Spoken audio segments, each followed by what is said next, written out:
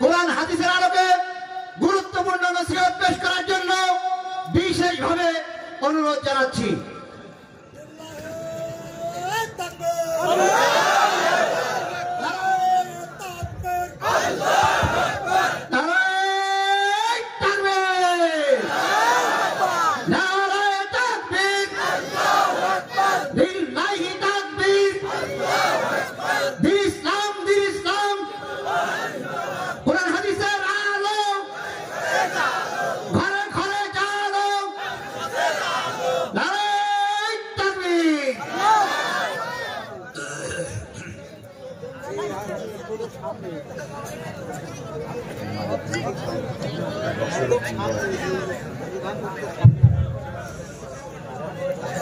السلام عليكم ورحمة الله وبركاته.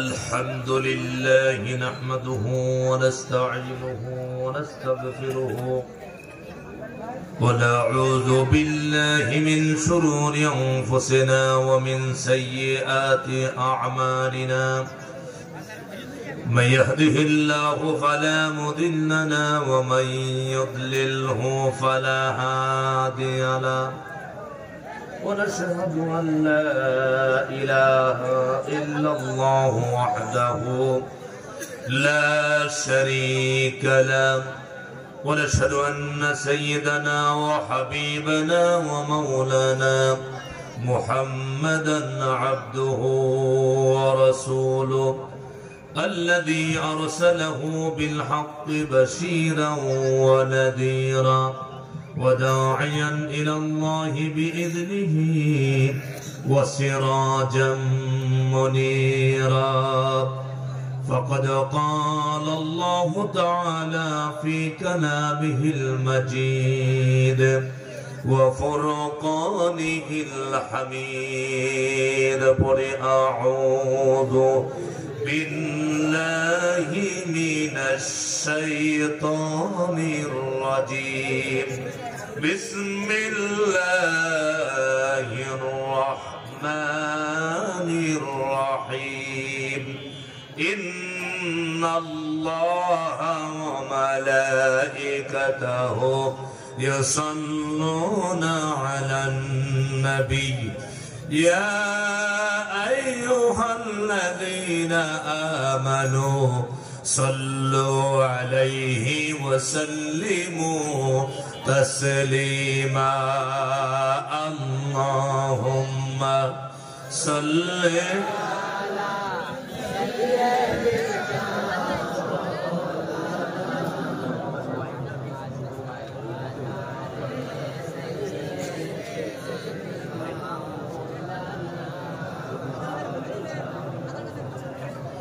সকলে মোহব্বতে আল্লাহুম্মা সাল্লি আলা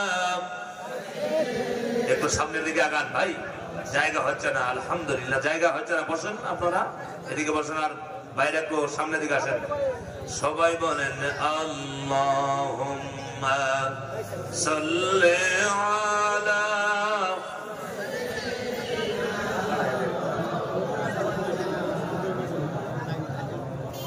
وعلى آل سيدنا مولانا محمد بلغ العلا بكماله كشف الدجى بجماله حسنت جميع خصاله صلوا عليه صورت یوسف بیداری حکمت لقمان امام قاری قرآن باری ای دل صد من ما بلغ العلا بکماله كشف الدجى بجماله حسنت جميع خصاله صلوا عليه فلا يفلت بلبل كات तरन्नुम भी न हो जमने दहर में करियों का तबस्सुम भी न हो बलगल उला बिकमालिही कशफत तुजा बिजमालिही हसनत जमीउ खिसालिही सल्लु अलैहि আরবের বুকে মক্কার পরে আমিনার জথায় গর খোদার করুণা কৌসার হয়ে ঝরছে বারংবার বালাগাল উলা বিকমালিহি কশফত তুজা বিজমালিহি حسنت جميع خصاله صلوا عليه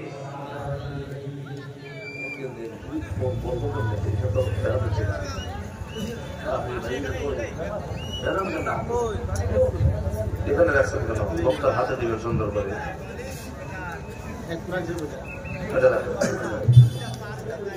এটা দিন আমার কাছে দেন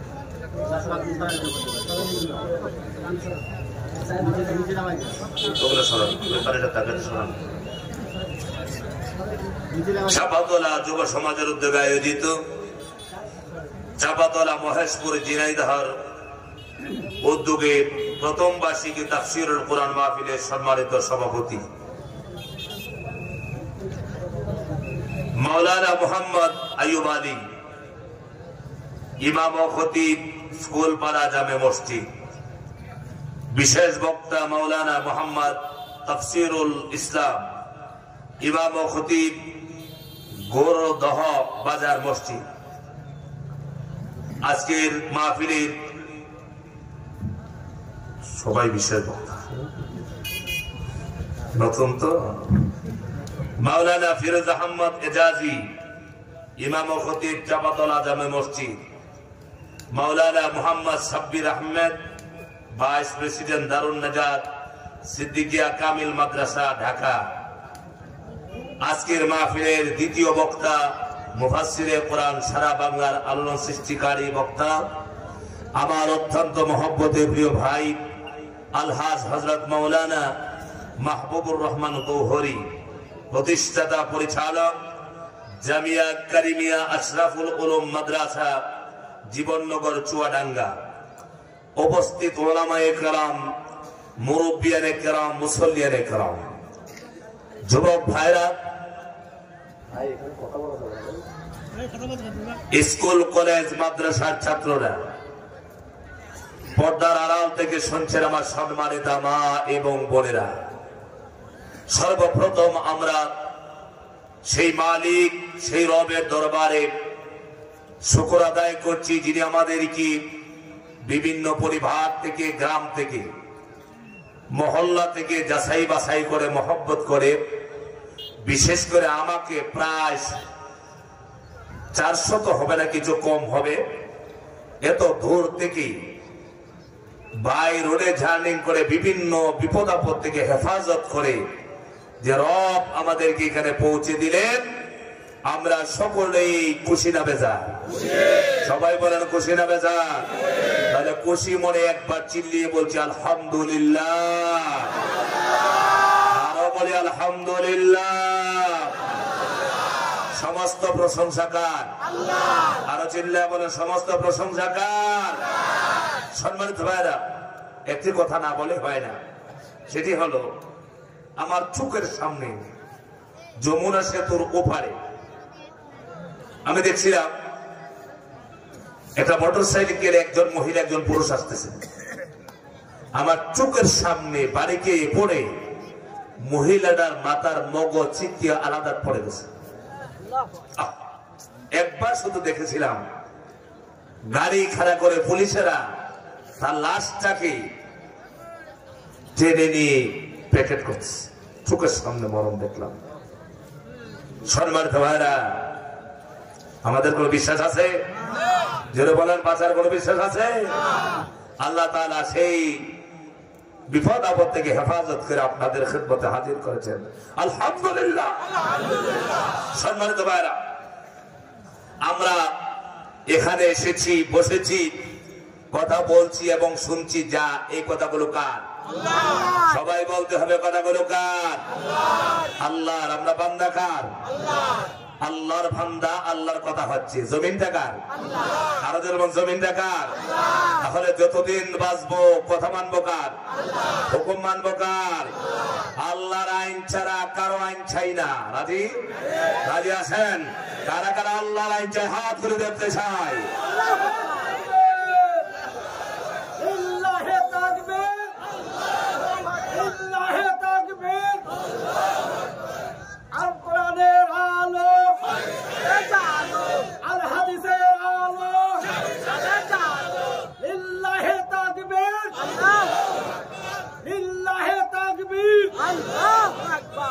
আলহামদুলিল্লাহ। আপনাদেরকে কথা বোঝা যাচ্ছে আপনারা দিন প্রিয়, কোরআন প্রিয়, আল্লাহকে ভালোবাসেন, রাসূলকে ভালোবাসেন। সম্মানিত ভাইরা, এই কোরআনুল কারীম বয়স কত? কোরআনের বয়স 1400 বছর প্লাস, প্রায় 1500 বছর কোরআনের বয়স। কোরআন শরীফ এই পৃথিবীতে এমন একটি গ্রন্থ যে গ্রন্থের সাথে কোনো তুলনা কোনো কিতাবের নাই। ছেলে আবার আছে? আপনারা, আমি জানি আল্লামা সাঈদী রহমতুল্লাহ আলাইহিকে কলিজা চেয়ে ভালোবাসেন। ভালোবাসেন কি আপনারা? ভালোবাসেন? এই দেশের আওয়ামী লীগ, বিএনপি, জামাত, জাতীয় পার্টি সব মানুষের সাঈদী সাহেবকে ভালোবাসত। তার কারণ ছিল একটাই, সাঈদী রহমতুল্লাহ আলাইহির ভিতরে ছিল কি? আরো চিল্লায় বলে কিসের কারণে? এই কোরআনের কারণে সাঈদী সম্মান বাঁচে না কমছে? আরো যেমন বাঁচে না কমছে? আর যারা কোরআনের সাথে বিরোধিতা করছে তাদের সম্মান, আমি কারো নাম নেব না, কারো দলের নাম নেব না, এটার দরকার নাই। তবে একটু বলতে হয়, সেটা হলো সাঈদী রহমতুল্লাহ আলাইহি এই জমিনের মধ্যে আল্লাহ দ্বীনকে কায়েম করার জন্য সারা জীবন আন্দোলন করছে। আল্লাহর জমিনে তার একটাই চাওয়া ছিল, যেটা হলো আল্লাহর জমিনে যেন আল্লাহ দ্বীন বাস্তবায়ন হয়। ঠিক কি না? আল্লাহর কোরআনকে বিজয় করার জন্য জীবন দিয়েছে। ঠিক কি না? কিন্তু সাঈদী রহমতুল্লাহ আলাইহির ফাঁসির রায়টা যে ব্যক্তি দিয়েছিল, নাম জানেন কি? মানিক, কালা মানিক, শামসুদ্দিন মানিক। ঠিক না? সে ছিল এই দেশে অনেক বড় সম্মানিত ব্যক্তি, প্রধান বিচারপতি। সম্মান আছে না নাই? কথা বলে না। এখানে প্রধান বিচারপতি কি আছেন দেখি তো? কেউ আছেন? আমরা প্রধান বিচারপতি কেউ? আমরা তো চেয়ারম্যানই না। ঠিক কি দেখুন, প্রধান বিচারপতি মানে সারা দেশের সবচেয়ে বড় বিচারপতি।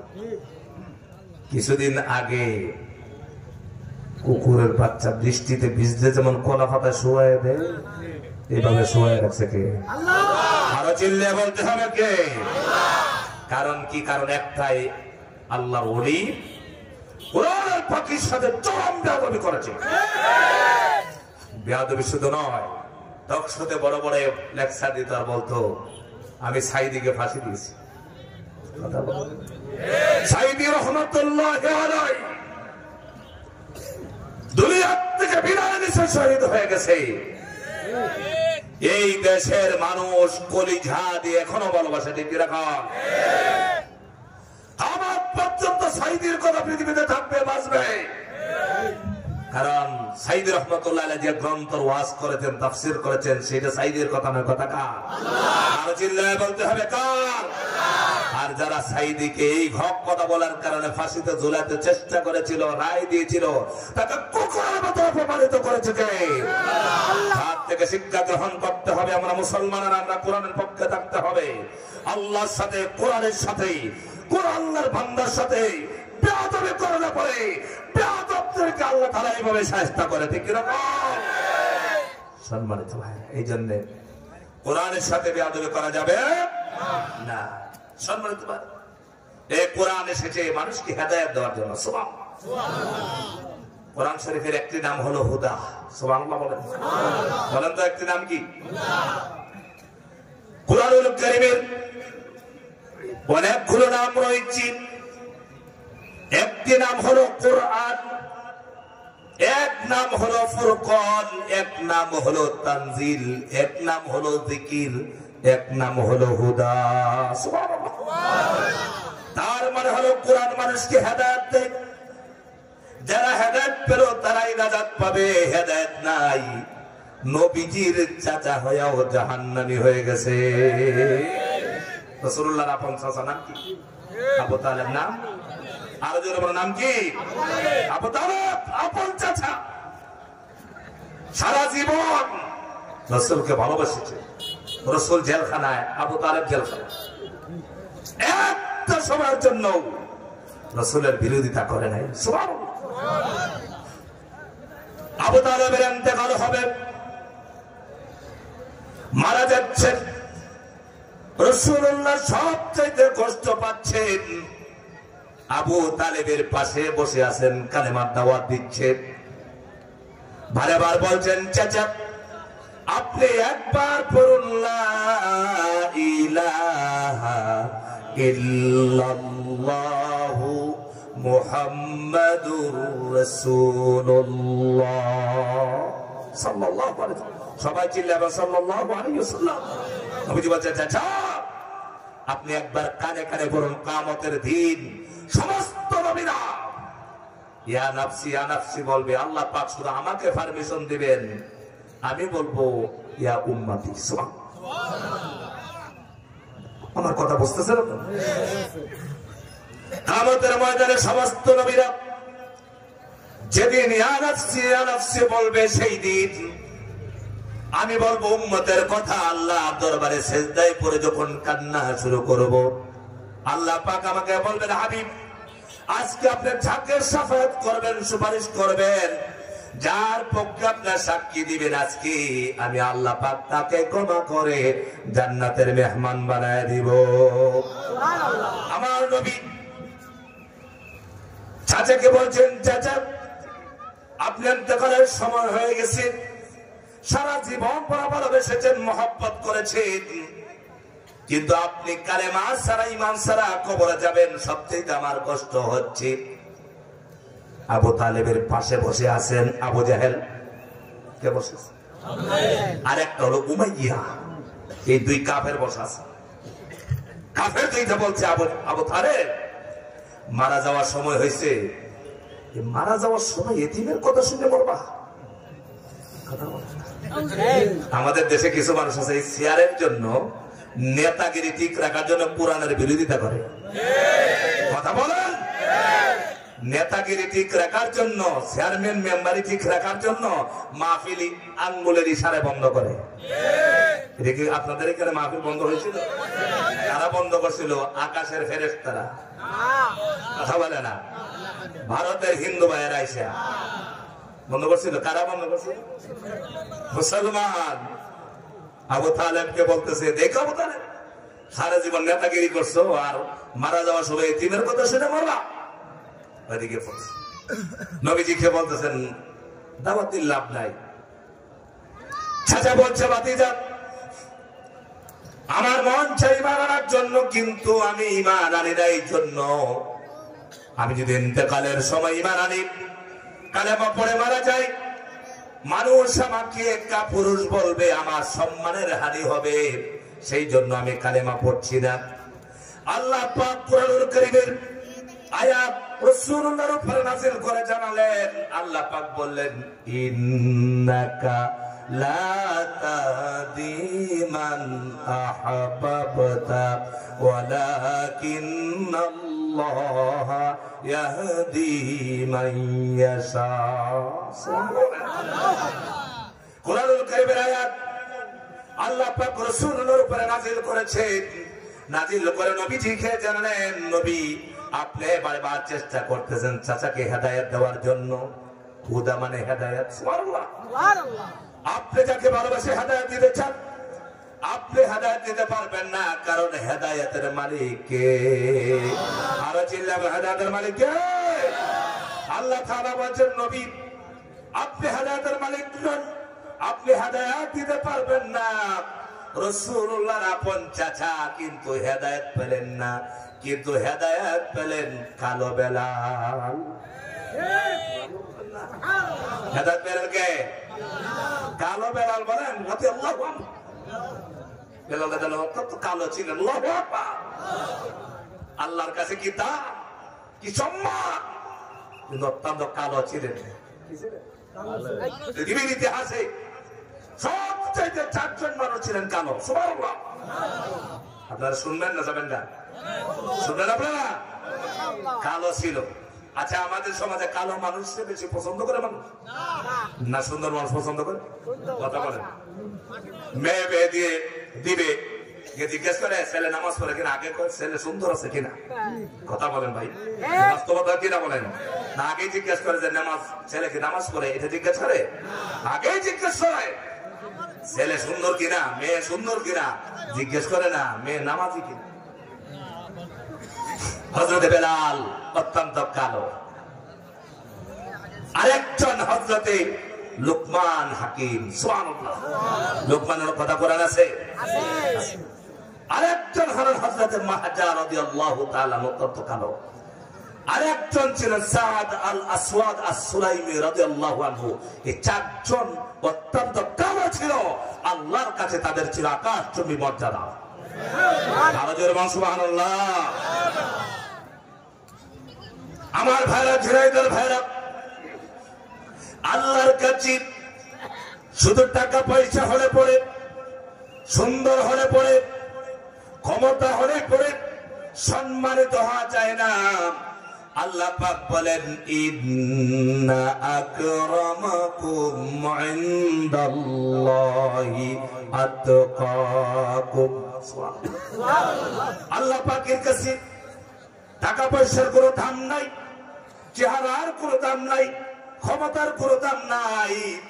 যদি দিন না থাকে, আল্লাহর ভয় না থাকে, পরকালের ভয় যদি না থাকে, ঈমান যদি না থাকে, তাকওয়া যদি না থাকে, এই লোকটা যতই বড় লোক হোক না কেন, আল্লাহর কাছে 1 পয়সার দাম নাই। আর রাস্তার ফকির হোক, মিসকিন হোক, একটা কৃষক হোক, শ্রমিক হোক, আজকে এখানে আসার পর আমার যুবক ভাইরা বলেছেন হুজুর আমরা সাধারণ মানুষ, আমরা ক্ষেতের মধ্যে কাজ করি, আমরা মাহফিল করেছি। আমার মনের মধ্যে আসলো আরে আল্লাহর কাছে তারাই হলো দামি, সবচেয়ে সম্মানিত।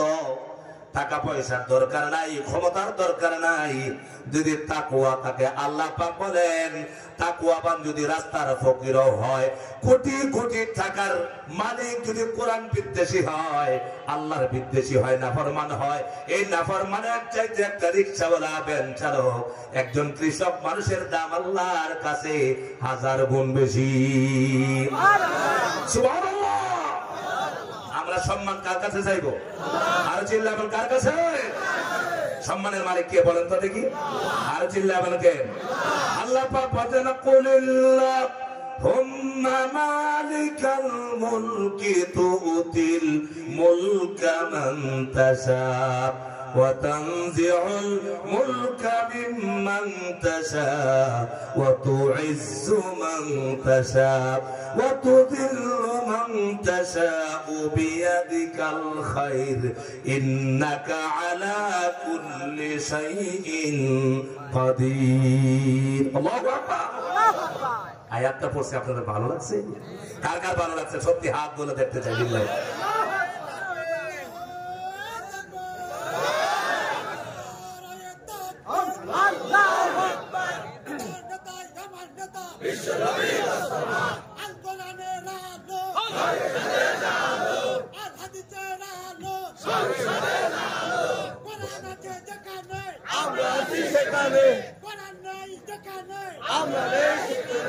ভাই, ভাই আপনারা একটু বসলে ভালো লাগতো না? একটু ভাই রাস্তা আচ্ছা দাঁড়ায় টাকাতে বসতে ভালো লাগে না ভাই?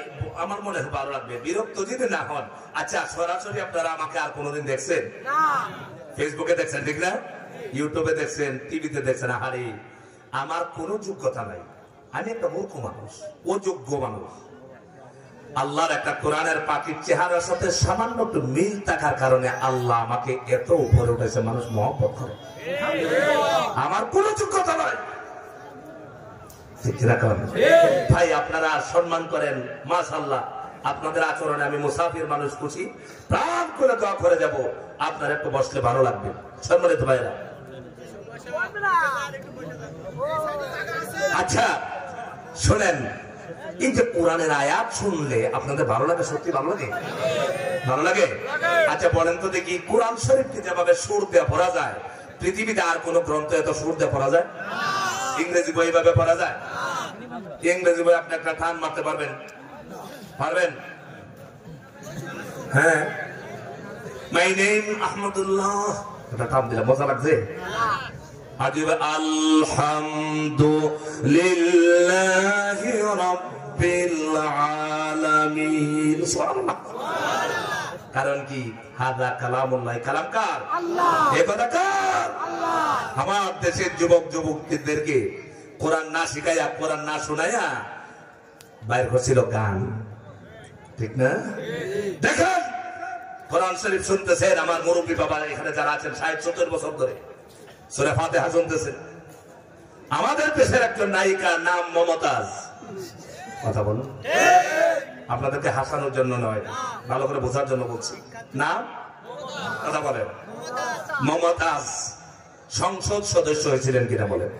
তার মানে এই দেশে কোন শিক্ষিত আলেমের অভাব, এই জন্য মমতাজের মতো একটা গানের মহিলাকে সংসদ সদস্য বানাতে হয়েছে, ঠিক না? এই দেশে মুসলমানের অভাব ছিল, পুরুষের অভাব ছিল। এই মহিলা সব সময় গান গায়, ঠিক আছে? রাগ করবেন আপনারা? এগুলো বললে রাগ করবেন? বাস্তব কথা বলতে হবে আমাকে, হক কথা আমাকে বলতেই হবে, ঠিক কিনা বলো?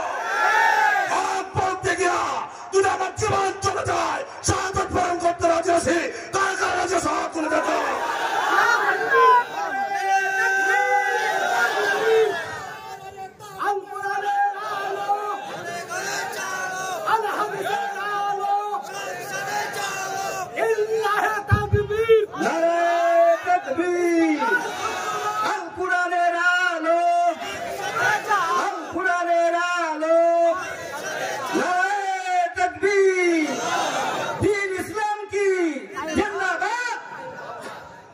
আমার ভাইরা, এখানে যারা আওয়ামী লীগের ভাইরা আছেন, আমি এখন আওয়ামী লীগের দল নিয়ে কথা বলবো না, ঠিক না বলেন?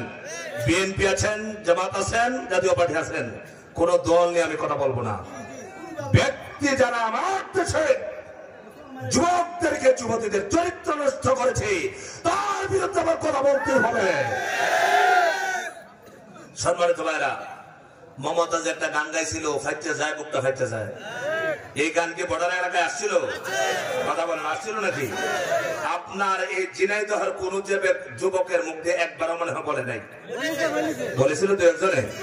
সওয়াব হয়েছিল? কথা কানা সওয়াব হয়েছিল না? গুনাহ হয়েছিল?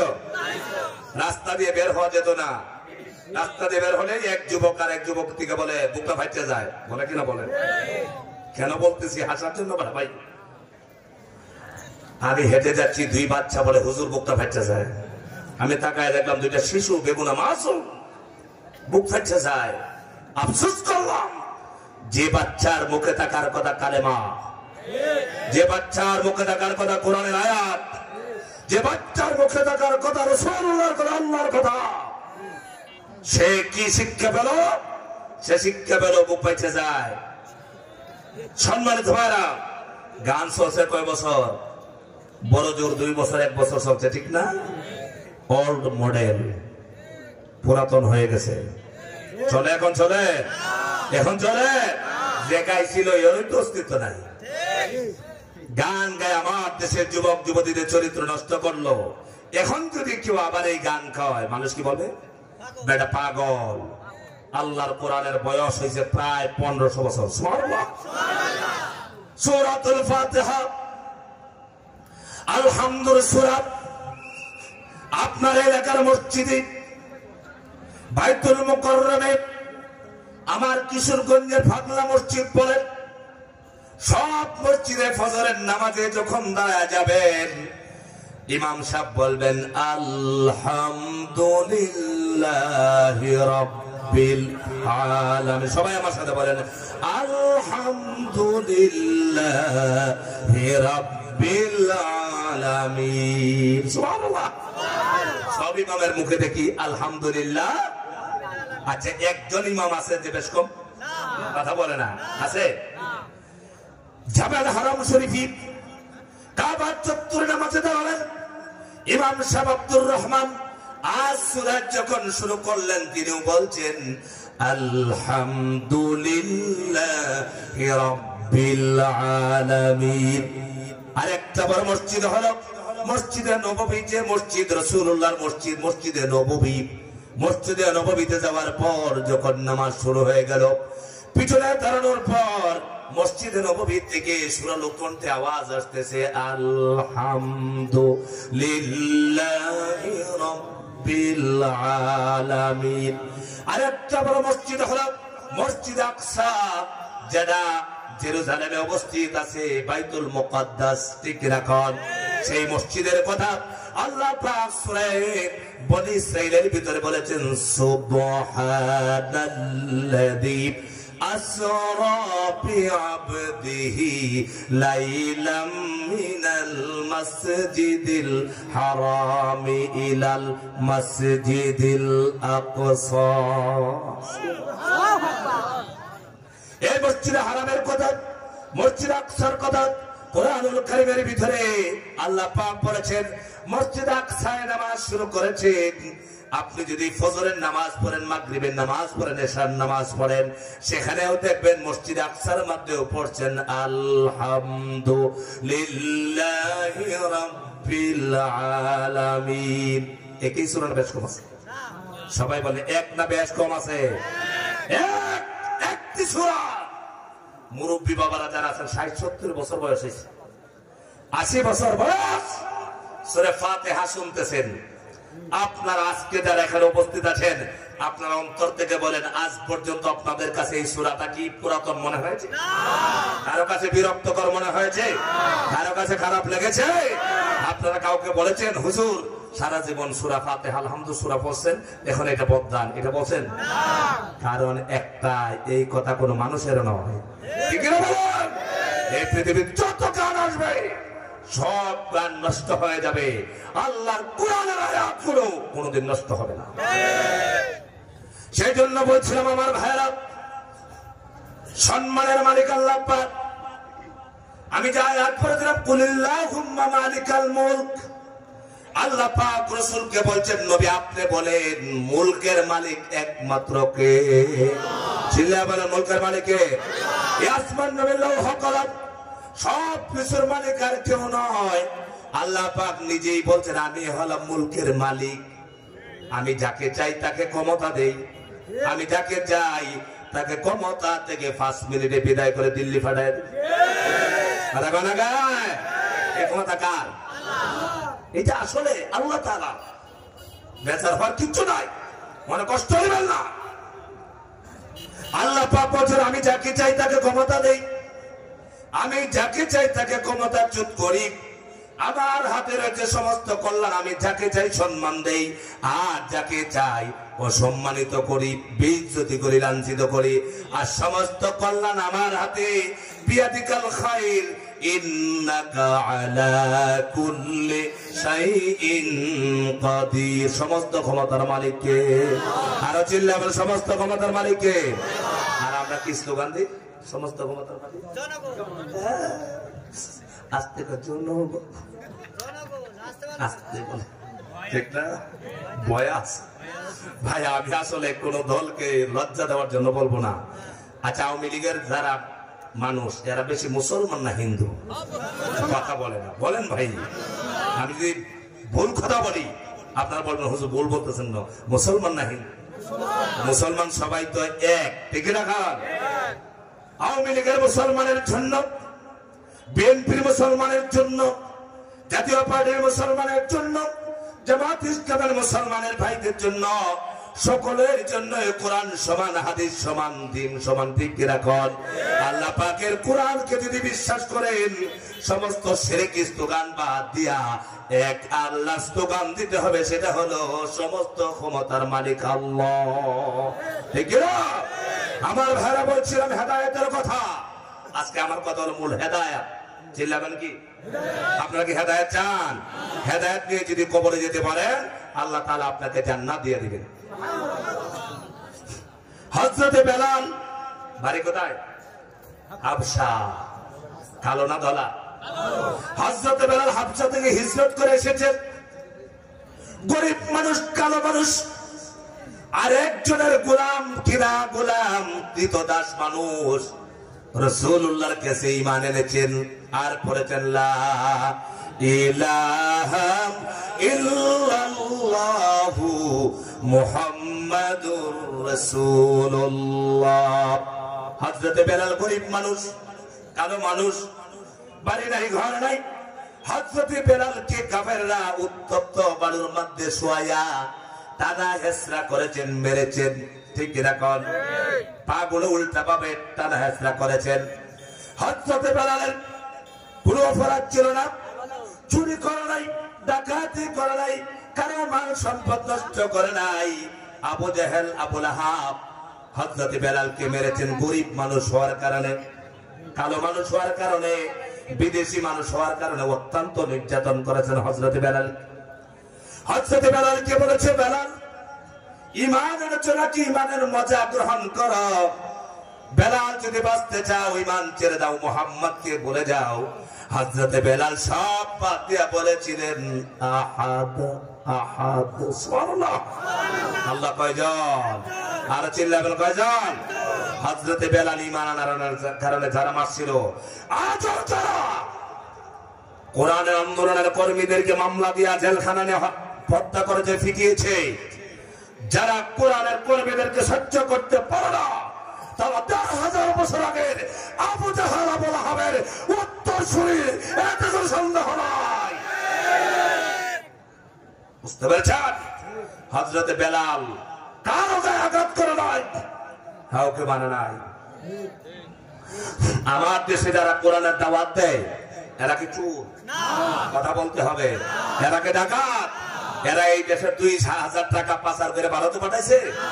পাঠায় নাই। যারা কোটি কোটি টাকা পাচার করছে ওরা মনে করে সবচেয়ে ভালো, ঠিক না? হযরতে বেলাল ছিলেন গরিব মানুষ। হযরতে বেলাল ঈমান আনার কারণে, হেদায়েত পাওয়ার কারণে আল্লাহ তাআলা হযরতে বেলালের মর্যাদা এত বাড়ায় দিয়েছেন, এত সম্মান দিয়েছেন। মসজিদে নববীর মতো এত দামি মসজিদের ডাইরেক্ট ইমাম হলেন রাসূলুল্লাহ, আর হযরতে বেলাল হলেন রাসূলুল্লাহর মুয়াজ্জিন। কি বানাইলেন? আরে কথা বলেন, কি বানাইছেন? এটা কি আপনাদের এলাকার মুয়াজ্জিন সব নাকি? মসজিদের নববীর মুয়াজ্জিন। আর কেমন ইমামের মুয়াজ্জিন? যে রাসূলুল্লাহ সাইয়্যিদুল মুরসালিন, ইমামুল মুরসালিন, খাতামুন নবিয়্যিন, সমস্ত নবীদের ইমাম যিনি মুহাম্মদ সাল্লাল্লাহু আলাইহি সাল্লাম, তিনি ডাইরেক্ট মুয়াজ্জিন। আগামী কালকে ফজর পড়ে সুবহানাল্লাহ বলবেন একবার। সুবহানাল্লাহ। হযরত বেলাল রাসূলুল্লাহ ডাইরেক্ট মুয়াজ্জিন। বেলালের চাইতে বড় কোন দামি মুয়াজ্জিন আছে? কথা বলেন, আছে? আমার ভাইরা কালো হয়েছেন, কিন্তু বেলালের ভিতরে আল্লাহ পাক কি দিয়েছেন? হেদায়েত। কি দিয়েছেন? হযরতে বেলাল ঈমান এনেছেন, হযরতে বেলাল হেদায়েত প্রাপ্ত হয়েছেন। সেই জন্য হযরতে বেলালের মর্যাদা এত বাড়ায় দিলেন। আল্লাহর হাবিব সাল্লাল্লাহু আলাইহি সাল্লাম মেরাজ শরীফ যখন গেলেন, আল্লাহর হাবিব আরশে আজিম থেকে যখন হযরতে বেলালের করমের টক টক করে হাঁটার আওয়াজ শুনতে পেলেন, হযরতে বেলালকে রাসূলুল্লাহ কতটুকু চিনেন দেখেন। করমের হাঁটার আওয়াজ শুনে নবীজি বুঝতে পারছেন এটা বেলাল। কি বলেন আপনারা? কি এগুলো শুনলে অবাক হন না আপনারা? হাঁটার আওয়াজ শুনে আবার বোঝা যায়। আচ্ছা বলেন, আপনারা দিকে হাঁটতেছেন, আপনার সাথে আমি যতই পরিচিত হই, আপনার হাঁটার আওয়াজ দেখে আমি বুঝতে পারবো যে আপনার গেছে। আমার নবীজি বেলালের হাঁটার শব্দ শুনে নবীজি বুঝতে পারছেন এটা আমার বেলাল। কেমন নেতা? এই যে এই ভাই বলছে আমার নেতা, তোমার নেতা কেমন নেতা? এই পৃথিবীর যত নেতা আছে গরিব মানুষের তার কাছে দাম নাই। কথা বলে না। নেতার কাছে সাধারণ পাবলিকের কোনো দাম নাই, সম্মান দেয় না, মর্যাদা দেয় না। দেখবেন নেতা আরেক কোটিপতিকে বড় সম্মান দেয়। ঠিক এরকম যার গাড়ি আছে, বাড়ি আছে, অট্টালিকা সম্পদ আছে, সেই নেতার সম্মান আরেক নেতায় দেয়, কিন্তু গরিব মানুষের কোনো দাম নেতার কাছে নাই। অথচ বিশ্বনবী মুহাম্মদ সাল্লাল্লাহু আলাইহি সাল্লাম হলেন বিশ্ব নেতা। তিনির কাছে গরিব হওয়ার পরেও, বিনদেশি মানুষ হওয়ার পরেও, কালো হওয়ার পরে এত মর্যাদা, এত সম্মান। রাসূলুল্লাহ নিজে হযরতে বেলালকে মুয়াজ্জিন বানাইছেন। হযরতে বেলাল কি আল্লাহর হাবিব মেরাজ শরীফ থেকে এসে হযরতে বেলালকে বলছেন, বেলাল তুমি এমন কি আমল করো যে আমলের কারণে তোমার সম্মান আর মর্যাদা আল্লাহ পাক এত বাড়ায়া দিলেন? আমি মেরাজ শরীফ থেকে আমি তোমার হাঁটার আওয়াজ শুনতে পেলাম। হযরতে বেলাল বললেন, ইয়া রাসূলুল্লাহ, আমি আলাদা করে ইবাদত করি না, আমার যারা মতো ছোট্ট ছোট্ট দুইটা আমল করি। একটা হলো আমি কি করি, তাহিয়াতুল ওযু, ওযু ছুটো গেলেই আমি কি করি, ওযু করে নেই। আর মসজিদে প্রবেশ করলেই 2 রাকাত নামাজ আমি আদায় করি। হযরতে বেলালকে আল্লাহর নবী বললেন, বেলাল রে, যতদিন বেঁচে থাকবা এই আমলগুলো কোনোদিন ছেড়ে দিবা না। বলো সুবহানাল্লাহ। আমার ঘরে হে লোকজন, বেলালের মর্যাদা আল্লাহ তাআলা এত সম্মান, এত মর্যাদা বাড়িয়ে দিয়েছেন। তার কারণ হলো একটাই, হযরতে বেলালকে আল্লাহ পাক হেদায়েত দান করেছেন। আমার ভাইরা, হযরতে হামজা রাদিয়াল্লাহু তাআলা নবীজির আপন চাচা, নাকি কথা বলেন? হামজা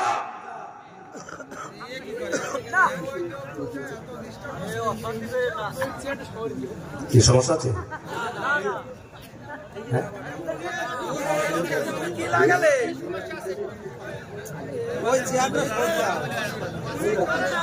একজন বলেন ভাই, কথা বুঝি না আমি, একজন বলেন কি বলছেন? ও আচ্ছা, জি, উনি বলতেছেন মহিলাদেরকে আমি বলার জন্য একটু আগায়া বসার জন্য। যাই হোক, মা বোনদেরকে বলছি আপনারা একটু আগায়া বসেন। সম্মানিত ভাইরা, রাসূলুল্লাহ চাচার নাম। আজকে আমার বিষয়টা কি বলেন তো দেখি, আগে বলেন। হেদায়েত। যেটা বলেন কি? হেদায়েত। আমরা কি হেদায়েত প্রাপ্ত হতে চাই? আমরা কি চাই? কারা কারা চাই আল্লাহ হেদায়েত দান করে? সবাই বলেন আমিন। আওয়াজে বলেন আমিন। আপনারা বলবেন যে হুজুর আমরা তো হেদায়েত প্রাপ্ত হয়েই গেছি। হেদায়েত কিন্তু চলে যায়। হেদায়েত কি করে বলেন? এই জন্য আল্লাহ কোরআনে বলছেন তোমরা বারে বারে ঈমান আনো। কেন? আমাদের কথার দ্বারা, আমলের দ্বারা মাঝে মাঝে ঈমান কি হয়? নষ্ট হয়ে যায়। সেই জন্য হেদায়েত চলে যায়। আল্লাহ যারা হেদায়েতের চাদর দিয়ে আমাদেরকে মৌত পর্যন্ত ডেকে রাখেন। সবাই বলেন আমিন। সবাই বলেন আমিন। আমার ভাইরা, আমি যত বড় হুজুর হই, আমার কি মরণ আছে না? আমার শেষ নিঃশ্বাস ত্যাগ করতে হবে না? আমি হেদায়েত নিয়ে যেতে পারি, আল্লাহ তাআলা আমাকে ক্ষমা করবেন। আমার ভাইরা, হযরতে হামজা রাদিয়াল্লাহু তাআলা নবীজির আপন চাচা। আপন চাচা আবু জাহাল। আবু জাহাল পাড়া সম্পর্কের চাচা। এই যে ভাই বলছে আবু জাহাল আপন চাচা নন। আপন চাচা আবু লাহাব, আপন চাচা আবু তালেব, আপন চাচা আমির হামজা রাদিয়াল্লাহু তাআলা। দেখেন কেমন হেদায়েত কি জিনিস। আল্লাহ নবী সাফা পাহাড়ের পদদেশ দিয়ে আসতেছেন। পাহাড়ের পদদেশ দিয়া আল্লাহ নবী যখন আসতেছিলেন, কাফের আবু জাহেল রাসূলুল্লাহকে মারার জন্য সে অপেক্ষা করতেছিল। এক জায়গায় দাঁড়ায় আছে। রাসূলুল্লাহকে যখন পেয়েছেন, ও কত ভাষায় গালিগালাজ করতেছে। আমাদের দেশে দেখবেন হুজুরদেরকে বলে রাজাকার, মৌলবাদ, কাঠমোল্লা বলে না? এগুলো হারাম না হালাল? আমি শুনতেছি হারাম না হালাল। রাসূলুল্লাহকে দেখে বলতেছে, মুহাম্মদ তুমি খুব খারাপ, তুমি আমাদের বাপদাদার ধর্মটা নষ্ট করতেছ, আমার দেশের মানুষের ভিতরে তুমি ফিতনা তৈরি করতেছ। আল্লাহ নবী খারাপ কথার জবাব খারাপ কথা দিয়ে দিলেন না। ইসলামের হুকুম আছে, আপনাকে গালি দিলে আপনি গালি দিয়ে জবাব দিতে পারবেন। বুঝতেছেন আপনারা? এটা কি আছে বলেন তো? আপনারা গুসা না করলে, আমি রাগ না করলে আমি একটা কথা বলতে পারি। আমাদের এলাকায় কেউ মাইন্ড করবে না যে হুজুর আপনার মুখে দিয়ে বললেন কেমনে। আমাদের এলাকার মানুষ বেশি রাগ করলে, মারামারি করলে গালি দিয়ে শালার পুত। কি বলে? এটা আপনাদের এলাকায় বলে? বলে না। আমাদের এলাকায় বলে কি? শালার পুত, মানে শালার পুত। এটা একটা গালি। ইসলামের জায়েজ আছে আপনাকে শালার ফুট বলেছে, আপনি শালার ফুট বলতে পারবেন, মানে জবাবটা দিতে পারবেন, কিন্তু এটা ইসলাম উৎসাহ প্রদান করে নাই। এটা করতে কি করছেন? নিরুৎসাহিত করছেন, বুঝেছেন? রাসূলুল্লাহ এইটাকে আগ্রহ বলেছেন, এইটা যদি কেউ করে, কেউ গালি দেয়, তুমি ক্ষমা করে দাও। কথা বুঝতে পেরেছেন? যেমন আল কাদ্দু বিল কাদ্দি ওয়াল আইনু বিল আইন, আপনার চোখ উঠাইছে, আপনি একটা চোখ উঠাইলেন, এতে ইসলামে জায়েজ আছে। কিন্তু এটা না উঠাই যদি আপনি বলে ক্ষমা করে দেন, আল্লাহ খুব খুশি হন। সুবহানাল্লাহ। আমার নবীর আদর্শ, সেই নবীজিকে গালিগালাজ করতেছে। রাসূল কোনদিন গালির জবাব গালি দিয়া দিতেন, মায়ের জবাব মায়ের দিয়া দিতেন না। আবু জাহেল গালি দিচ্ছি, দোলকলিয়া আল্লাহর হাবিবের মাথার মধ্যে আঘাত করে ফেলেছে, রক্তাক্ত হয়ে গেছে। পাহাড়ের উপরে একজন মহিলা দাঁড়ায় আছে। এই মহিলা হলো আব্দুল্লাহ ইবনে জুদান, হলো মালিকের নাম। এই মালিকের দাসীবাদী মহিলা পাহাড়ের উপর থেকে লক্ষ্য করেছে মুহাম্মদ সাল্লাল্লাহু আলাইহি ওয়াসাল্লামকে যে আবু জাহেল মারতেছে। মহিলাদের মন শক্ত না নরম? আরো জোরে বলুন, শক্ত না নরম? মহিলাদের মনটা অত্যন্ত নরম হয়। একজন মহিলা যদি কান্না করে, দেখবেন আরো চারজন মহিলা কোনো কিছু বোঝার আগেই চোখের পানি বের হয়ে যায়। আল্লাহ পাক আমাদের মা বোনদের কলিজাটা নরম করে দিছে, বলে সুবহানাল্লাহ। আব্দুল্লাহ ইবনে জুদানের দাসী, ভালো করে লক্ষ্য করুন, পাহাড়ের উপর থেকে রাসূলুল্লাহকে মেরেছে।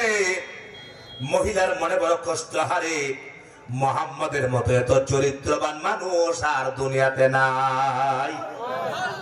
মুহাম্মদকে মারলো, মহিলা বড় কষ্ট। পাহাড়ের উপর তুলে লক্ষ্য করে দাঁড়ায় আছে মুহাম্মাদের কোন হিতাকাঙ্ক্ষী আত্মীয় স্বজন যদি এই দিক দিয়ে যায়, তাহলে মুহাম্মাদের বিচারটা তার কাছেই দিব। মহিলা দাঁড়ায় আছে, অপেক্ষা করতেছে। হঠাৎ করে যিনি আসতেছেন, তিনি নাম হলো হযরতে হামজা। হযরতে হামজা রাদিয়াল্লাহু তাআলা আনহু মুসলমান হয় নাই, কুফরি হালতেই রয়ে গেছেন। শিকার থেকে আসতেছেন। এই হলো আল্লাহর নবীর কাছে কোরআন নাজিল হওয়ার ৬ষ্ঠ বছরের ঘটনা। সুবহানাল্লাহ। কোরআন নাজিল হওয়ার ৬ষ্ঠ বছরের ঘটনা। হযরতে হামজা আসতেছেন। মহিলা হযরতে হামজা রাদিয়াল্লাহু তাআলা আনহু কি ডাক দিয়ে বললেন, হামজা, বহুত সময় ধরে অপেক্ষা করতেছি তোমার কাছে একটি বিচার দেওয়ার জন্য, নালিশ দেওয়ার জন্য। হযরতে হামজা দাঁড়ালেন। হযরতে হামজা কান পেতে কথাগুলো শুনলেন, মনোযোগ দেয়া শুনতেছিলেন। মহিলা বলতেছেন, হামজা রে, তোমার ভাই আব্দুল্লাহ দুনিয়াতে নাই, ভাতিজা এতিম মুহাম্মদ কে মেরেছে আবু জাহেল। আমি নিজের চোখে দেখেছি, রক্ত বের হয়েছে। হামজা রাদিয়াল্লাহু তাআলা আপন চাচা হওয়ার কারণে দিলের মধ্যে মহব্বত এসেছে। আহারে, আমার ভাতিজাকে মারবে। আসলে তো হামজাও মুসলমান হবে, ঠিক কি রাখো? কিন্তু আবু লাহাব, তার দিলটা কোনোদিন নরম হয় নাই। হামজার মনটাও নরম হয়ে গেছে। হামজা দাসী কি লক্ষ্য করে বলছে, দাসী, তোমাকে আমি একটি কথা দিয়ে যাচ্ছি, যতক্ষণ পর্যন্ত আমার ভাতিজার বদলা না নেব, ততক্ষণ পর্যন্ত আমার ঘরে হামজা আমি ফিরে যাব না। বলেন সুবহানাল্লাহ।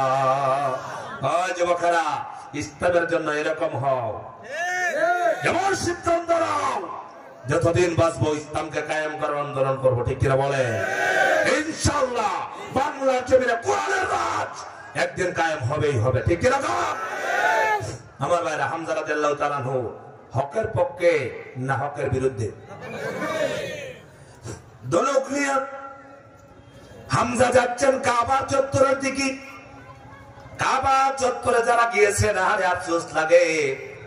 কাবা চত্বরে যখন তাওয়াফ করছিলাম, মনে মনে চিন্তা করছিলাম, আরে আমার নবীকে এই জায়গা থেকে বের করে দিয়েছিল কাফেরেরা। আমার নবীর বিরুদ্ধে ওই কাফেরেরা এই কাবা চত্বরের মধ্যে বসে বসে মিটিং করত। এই কাবার ভিতরে মূর্তিগুলো ঢুকায় দেওয়া হয়েছিল। আরে কি আফসোস লাগে, আজকে আল্লাহ পাক এত আহসান করেছেন, দয়া করেছেন, দিনকে বিজয় করে দিয়েছেন। কাবার চত্বরের ভিতরে কোনো অমুসলিমের জায়গা নাই। আছে? আছে? যদি তাকে ধরা পড়লে একবারে কল্লা কাটা হবে, ঠিক কিরকম? তারা আমার রাসূলকে বের করে দিয়েছিল। আবু বকর সিদ্দিককে নিয়ে যে রাস্তায় গিয়েছিলেন এই রাস্তার নাম হলো হিজরা রোড, ঠিক না? জানেন হিজরা রোড। আবু বকর সিদ্দিকের বাড়ি থেকে ওইদিকে একটা রাস্তা গেছে, আরে সেই রাস্তাটা আমার নবীজিকে নিয়ে গেছিলেন, এই জন্য এই রাস্তার নাম আল্লাহু আকবার। সুবহানাল্লাহ, হিজরাতের রাস্তায় না। আমার ভাইরা, হযরত হামজা রাদিয়াল্লাহু তাআলা যাচ্ছেন কাবার চত্বরে বসে বসে। আবু জাহাল বড় খুশি, কারণ হলো কাফের বেঈমান যারা, নাস্তিক মুরতাদ যারা, তারা যখন খারাপ কাজ করতে পারে, ইসলামের বিরুদ্ধে কথা বলতে পারে, তারা আনন্দ পায়, খুশি পায়। রাসূলুল্লাহকে মেরেছে, সে আনন্দ পাচ্ছে। আবু জাহাল সে কাকে বাহবা দেবে? হামজাকে দেখে বলছে, হামজা তুমি তো আমার দলের মানুষ, আসো আজকে তোমার জন্য একটা সুখবর শোনায়া দেই, ওয়েলকাম, স্বাগত। হযরত হামজার মেজাজ নরম না গরম হয়েছে? হ্যাঁ, মেজাজ ইসলামের জন্য গরম হতে হবে, ঠিক রাখো, কোরআনের জন্য গরম হতে হবে। হযরত ওমর ফারুক রাদিয়াল্লাহু তাআলা আনহু রাস্তা দিয়ে হাঁটলে 40 দিন পর্যন্ত শয়তান রাস্তা ছেড়ে দিচ্ছে। আল্লাহর নবী যখন বলতো ওমর থামো, সঙ্গে সঙ্গে মোমের মতো বলে যেতেন আল্লাহু আকবার। হযরত হামজাকে দেখি আবু জাহাল চিন্তা করলো, এবার সুসংবাদ শোনার। সুসংবাদ কি? যে মাতিজা দাওয়াত দেয় কি দিয়া বলেন? জোরে বলেন, কি দিয়া? কোরআন দিয়া দাওয়াত দেয়। যে ভাতিজা আমাদের সমাজের মধ্যে ফিতনা তৈরি করেছে, সমাজটাকে নষ্ট করেছে, আজকে জানলে তোমার এই ভাতিজার মাথাটাকে আমি ফাটাই দিয়েছি, রক্তাক্ত করে ফেলেছি। হযরতে হামজা সঙ্গে সঙ্গে ওই আবু জাহালকে গালি দিয়েছে আর বলছে, কাফুরুষের বাচ্চা, তুই ভেবেছিস আমার ভাতিজার বাবা নাই, আমার ভাই নাই, কিন্তু চাচা এখনো তো বেঁচে আছি। সঙ্গে সঙ্গে তনুক দিয়া আবু জাহেলের মাথাটা একটা বাড়ি দিয়া ফাটাইয়া দিছে, বলা সুবহানাল্লাহ। আবু জাহেলের মাথা ফাটাইছে। হযরত হামজা রাদিয়াল্লাহু তাআলা আনহু সঙ্গে সঙ্গে চললেন বিশ্বনবীর দরবারে। আমরা সবাই যদি ইসলামের জন্য সকল দলের মুসলমানরা যদি এক হতে পারতাম, ঠিক কিনা কন? আমরা সবাই যদি বলতাম হক পথে লড়বো, হক পথে মরবো, হককে বাস্তবায়ন করবো, এই দেশে রাষ্ট্রের মুক্ততা কোনো কথা বলার সাহস পেত না, ঠিক কিনা বলেন? আজকে যে আপনারা স্লোগান দিতে পারেন যতদিন বাঁচবো কোরআনের জন্য, সে আমির হামজার মতো, উমরের মতো হয়ে যাবো, কারা কারা হাত করে দেখাতে চায়?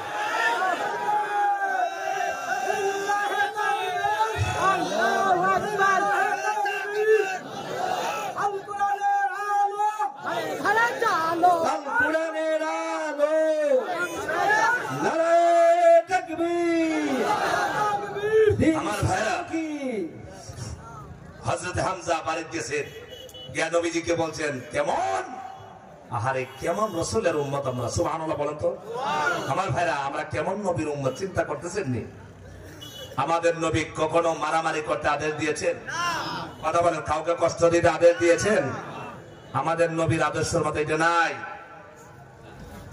চাচা আমির হামজা বাড়িতে গেছে, গিয়া দেখে রাসূলুল্লাহর মনটা বড় খারাপ। চাচা আমির হামজা জিজ্ঞেস করছে, ভাতিজা তোমার মন খারাপ করো না, আর বদলা নিয়ে আসছি। সুবহানাল্লাহ বলবেন না? আমরার মতো মানুষ হলে কি কইতো, চাচা ভালো কাজ করছেন, আবু জাহেল দিছেন, ঠিক না? আমার নবীজি বলেন, চাচা এই জন্য আমি খুশি হব। আল্লাহু আকবার। নবীর কি আদর্শ! নবী চাচাকে বলে নাই, চাচা আপনি আবু জাহেলের মাথা ফাটাইছেন, খুব ভালো কাজ করছেন, বদলা নিয়ে আইছেন। রাসূল খুশি হয়। নবীজি কি বলছেন? নবীজি সঙ্গে সঙ্গে বলছেন, চাচা আপনি কার মাথা ফাটালেন, কার কপাল ফাটালেন দেখার দরকার নাই। আমার মুখে যদি হাসি ফোটাতে চান, খুশি করতে চান, আপনি পড়ুন লা ইলাহা ইল্লাল্লাহু মুহাম্মাদুর রাসূলুল্লাহ সাল্লাল্লাহু আলাইহি ওয়াসাল্লাম। আমির হামজা আল্লাহ নবীকে বলছেন, ভাতিজা আজকে তোমার মুখে আমি হাসি ফোটাতেই হবে, তুমি যা চাইবা, যা বলবা আমি মানতে রাজি। ভাতিজা এরপরেও তুমি হাসি ফোটাতে হবে, তোমার মুখে আমি হাসি ফোটাতে চাই। সেই জন্য ভাতিজারে আজকে আমি কালেমা পড়ে মুসলমান হয়ে গেলাম। হযরতে হামজার মর্যাদা বাড়ছে না কমছে? কেন বাড়ছে? কারণ হায়াত পেয়েছে। হযরতে হামজা মুসলমান হয়েছেন, আল্লাহ নবী ইসলামের দাওয়াত দেওয়া, কোরআনের দাওয়াতটা খুব কষ্ট হচ্ছে কাফেরদের জন্য। আল্লাহ নবী আল্লাহর কাছে দোয়া করলেন দুইজনের জন্য। কয়জনের জন্য বলেন? আরো চিন্তা বলেন কয়জন? একজন হলো ওমর ইবনে খাত্তাব, আরেকজন হলো ওমর ইবনে হিশাম। আবু জেহেলের জন্য, আরেকজন হলো উমরের জন্য। আল্লাহর দরবারে দোয়া করলেন। কিসের দোয়া? জোরে বলেন কিসের দোয়া? হেদায়েতের দোয়া। আল্লাহর কাছে বলছে, আল্লাহ এই দুই উমরের ভিতরে একটারে আমারে দাও, ইসলামের জন্য সহজ হবে। আমার ভাইরা, এই এলাকার যারা ধনী ভাইয়েরা আছেন, যারা মাতবর আছে, মাতবর কোন মাতবর যারা আছেন, যাদের কথা সমাজের মানুষ শুনে, আপনাদেরকে আমি অনুরোধ করে বলে যাব, আপনারা ইসলামের পক্ষে কথা বলেন, আপনাদের কথায় অনেক লাভ হবে। ঠিক রাখুন। আচ্ছা, আমার দেশের প্রধানমন্ত্রী যদি বলতেন এই দেশের একটা মানুষও নামাজ বাদ দিতে পারবে না, আমার মতো হুজুর 1000 ওয়াজ করলে যে লাভ, প্রধানমন্ত্রী একবার বললে তার চেয়ে বেশি লাভ হইতো না? কি বলেন আপনার? যুক্তি কি বলে? আপনাদের জ্ঞানী মানুষ বলেন। প্রধানমন্ত্রী যদি মন্ত্রী পরিষদ নিয়ে বসতো আর বলতো যে আগামী যে সময় ছিল সরকার, এখন তো আর নাই, আগে সরকারের কথা বলছি, যদি একবার বলতো আমার দেশে যদি নামাজ বাদ দাও, একবার জেল কাটতে হবে, সবাই নামাজি হয়ে যেত। ঠিক না? আমরা এত ভয় দেখাই, নামাজি তো হয় না। কারণ যেমন যার পথ বড় তার কথাটাকে মানুষ এত বড় মূল্যায়ন করে। ঠিক না? আমার ভারত, আল্লাহ নবী দুইজনের জন্য দোয়া করলেন, আল্লাহ পাক আবু জাহালের জন্য কবুল করলেন না, খাত্তাবের ছেলে উমরের জন্য কবুল করে নিলেন। আহারে দারুণ দোয়া। কাফেরদের মিটিং এর জায়গা, যেখানের মধ্যে বসে বসে মুসলমানদের জন্য মিটিং হতো, সেই জায়গার নাম হলো দারুণ দোয়া। কোথায়? দারুণ দোয়ার ভিতরে বসে বসে মিটিং করে। এক রাতে সিদ্ধান্ত হলো মুহাম্মাদের মাথা আনতে হবে। হযরত ওমর বলছি, আমি মাথা আনতে পারবো, আমাকে 100 উঠতে হবে ঘোষণা করা হলো। সব কাফেররা বললো, ওমর তুমি এইটার যোগ্য মানুষ। হযরত ওমর বলছে, হ্যাঁ আমি যোগ্য, মুহাম্মাদের মাথা আগামীকালকে নিয়ে আসবো। আমার ভারত, হযরত ওমর চাচ্ছেন মাথা আনার জন্য। এইদিকে সাহাবায়ে কেরাম যায়েদ বিন আরকাম রাদিয়াল্লাহু তাআলা আনহুর বাড়িতে বসে আছেন, রুমের ভিতরে বসে আছেন, কোরআনুল কারীম তেলাওয়াত করতেছিলেন। বলেন সুবহানাল্লাহ। হযরত ওমর চাচ্ছেন তরবারি নিয়ে বিশ্বনবীর মাথা আনার জন্য। রাস্তায় দেখা হলো একজনের সাথে, তিনি বললেন, ওমর তুমি কোথায় যাও? হযরত ওমর বলছেন, যাচ্ছি মুহাম্মাদের মাথা আনার জন্য।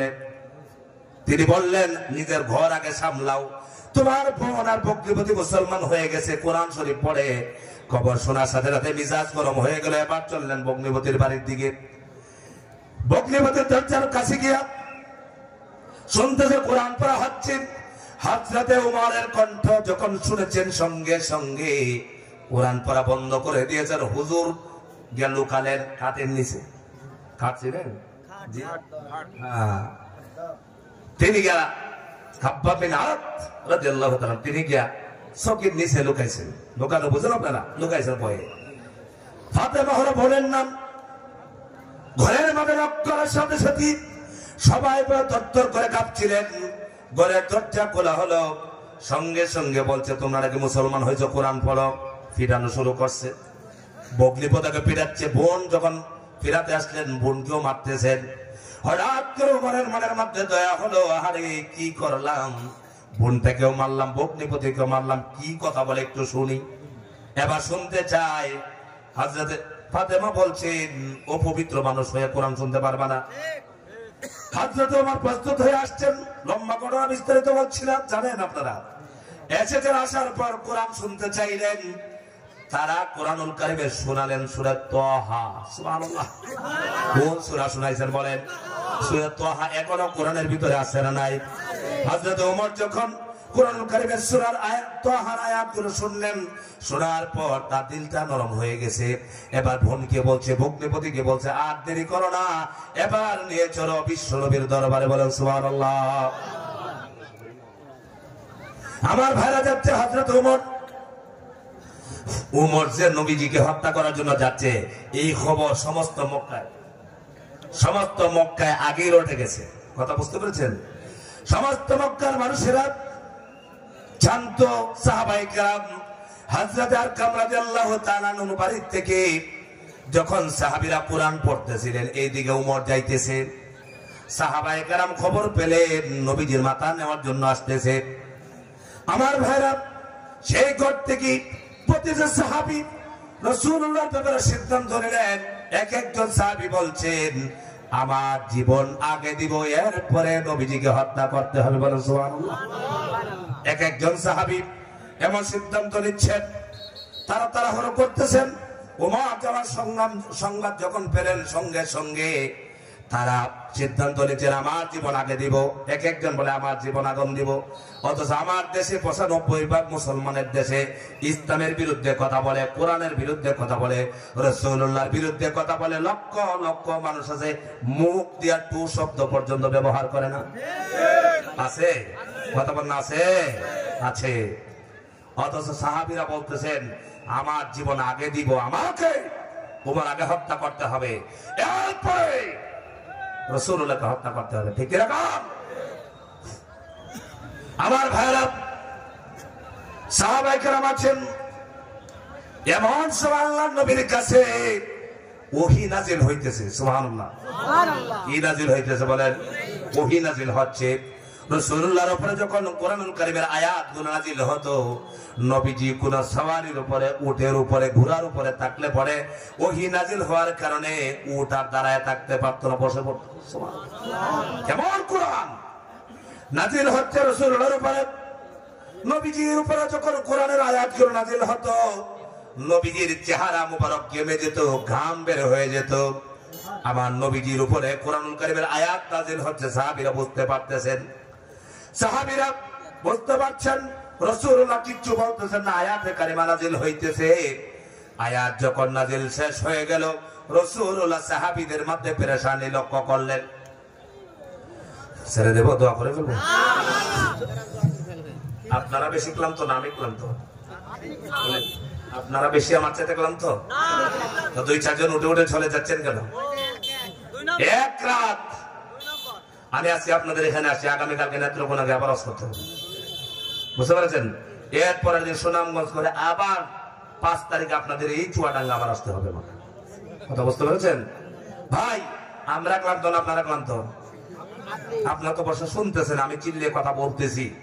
তাহলে আপনারা যদি চলে যান, আসলেই কি আপনারা কোরআনকে ভালোবাসেন এটা প্রমাণ করে? কথা বলে না, প্রমাণ করে। আমরা তো প্রতিরা শত শত মাইল দূরে। আপনারা বলবেন হুজুর টাকা তো পান আপনারা, এটা বলবেন, এটা আমি জানি। টাকার দাম বেশি না জীবনের দাম বেশি? আমি যদি না বাজে আমার এই টাকা দিয়ে আমাকে কি করবে? টাকা দিয়ে দাফন করবে আমাকে? আমার জীবনটার দাম বেশি। কিন্তু এখন আমরা সবাই যদি বলি না দাওয়াতের কাজ করব না, এই দেশে দাওয়াত থাকবে? কথা বলেন, দাওয়াত থাকবে? এখানে আপনার শত শত মুসল্লি আছেন, যদি আপনাকে বলে আসেন একটু ওয়াজ করেন, পারবেন? সবাই কি পারে? এটা সবার দ্বারা এটা সম্ভব না।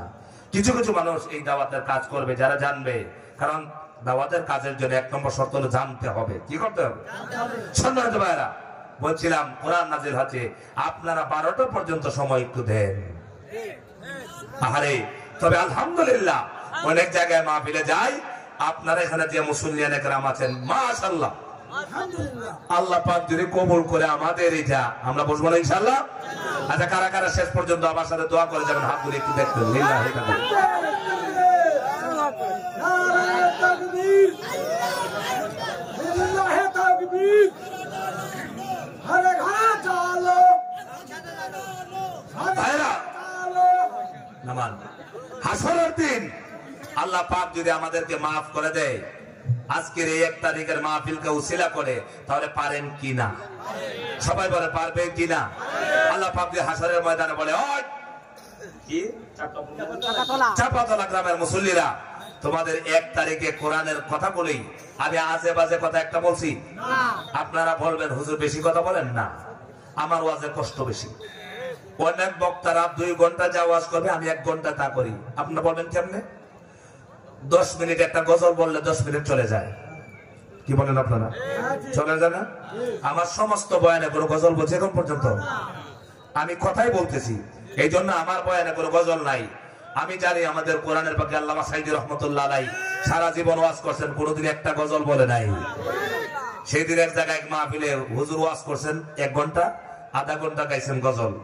মুসল্লিরা কয় হুজুর আপনারা যে ওয়াজ করতে, গজল তো আপনার যেসা বলতে পারে, ওয়াজ তো সবাই বলতে পারে না। কথা বল। এই যে এক ভাই একটা তারানা বললেন, কত সুন্দর না? অনেক আমার সাথে সুন্দর করে বলছেন, কিন্তু সবাই কি তাফসীর করতে পারে? তাহলে আমাদেরকে গিয়ে কিশোরগঞ্জে গান গজল শোনার জন্য কথা বলে না, কথা বলুন আপনারা। তাহলে আমার ভাইরা আমরা কোরআনের কথা করে শুনবো, সবাই বলি ইনশাআল্লাহ। রাসূলের উপরে কি নাজিল হইতেছে বলুন? কোরআন। কোরআন নাজিল করেছেন কে? আমার ভাইরা নবীজির উপরে কোরআন নাজিল হচ্ছে। নাজিল শেষ হয়ে গেল, সাহাবীদের মধ্যে লক্ষ্য করলেন পেরেশান। সাহাবীরা পেরেশান হয়ে যাচ্ছে, আরে এই তো ওমর আসতেছে, রাসূলুল্লাহ মাথা নিয়ে যাবে।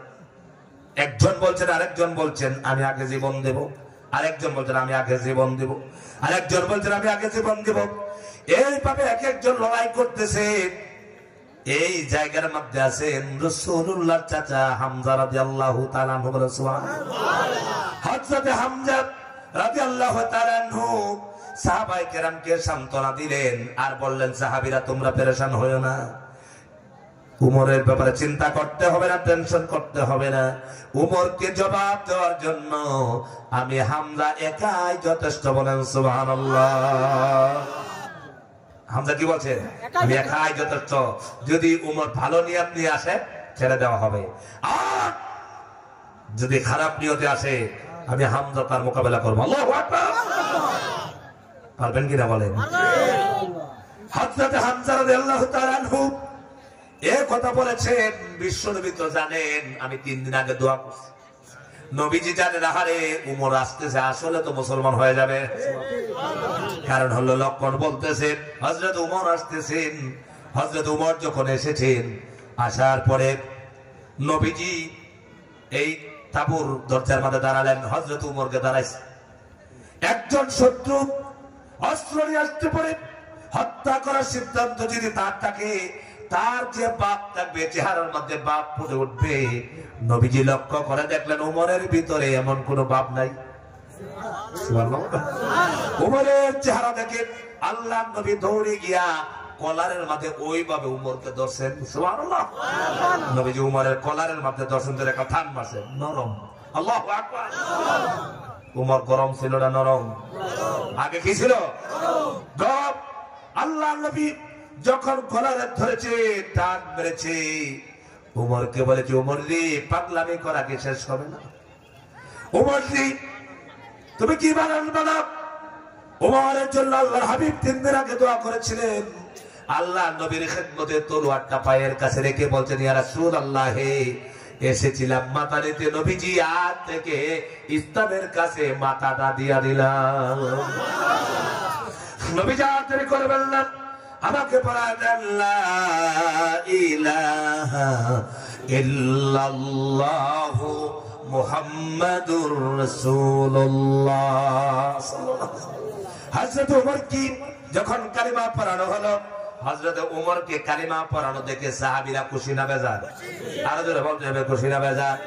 আহারে, আপনার এলাকার মেম্বার চেয়ারম্যান সাহেব যদি আগামী কাল থেকে বলে সারা জীবন ভরা চেয়ারম্যানই করেছি, একটা বড় সন্ত্রাসী যদি বলে সারা জীবন ভরা সন্ত্রাসী করেছি, চুয়াডাঙ্গার সমস্ত মানুষেরা আমার ভয়ে তরতর করে কাঁপতো।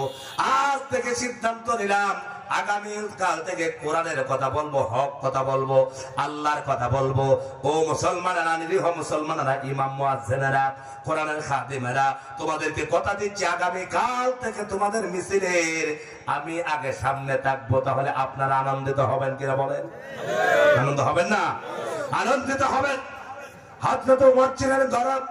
হযরত উমর ঈমান আনার কারণে সাহাবীরা এত আনন্দে আত্মহারা হয়ে গেলেন।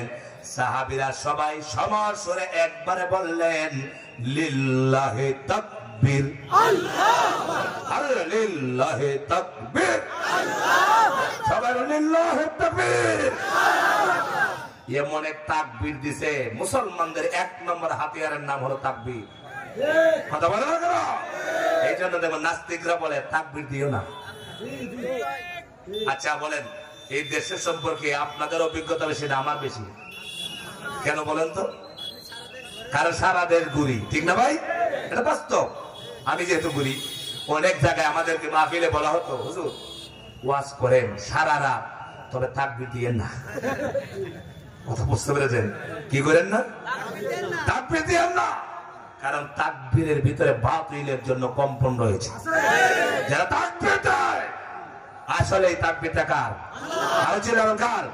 আচ্ছা বলেন, এমন কোন মুসলমান আছে কোন দলের যে আমি তাকবীর সারা দুনিয়াতে আসছি? দুনিয়াতে আসার পরে তাকবীর আছে না নাই? আছে।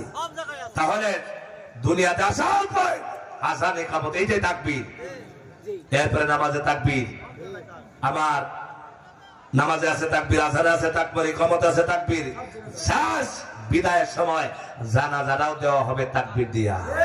তাহলে মাঝপথে আমরা কেন তাকবীরের বিরোধিতা করবো? ঠিক রাখো। সাহাবীরা যখন তাকবীর দিয়েছেন, এত বিকট আওয়াজ হয়েছে, আবু জাহল